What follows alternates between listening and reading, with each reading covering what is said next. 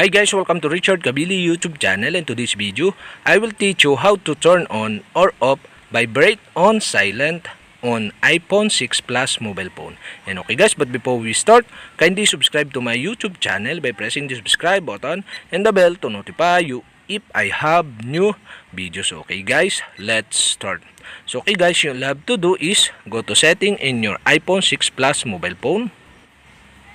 And okay guys, here in settings, go to sounds.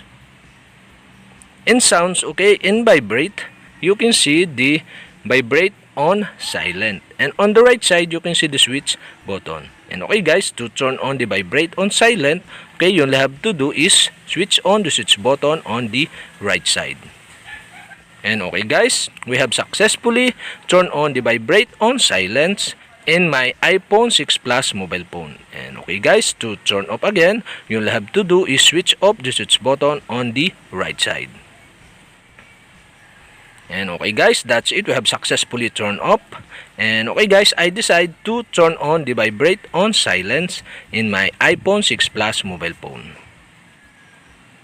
And okay guys, that's it. We have successfully turned on or off vibrate on silent in my iPhone 6 Plus mobile phone. And okay guys, if you have a question, kindly comment below. And don't forget to hit the subscribe button and the bell to notify you if I have new videos. Okay guys, thank you for watching.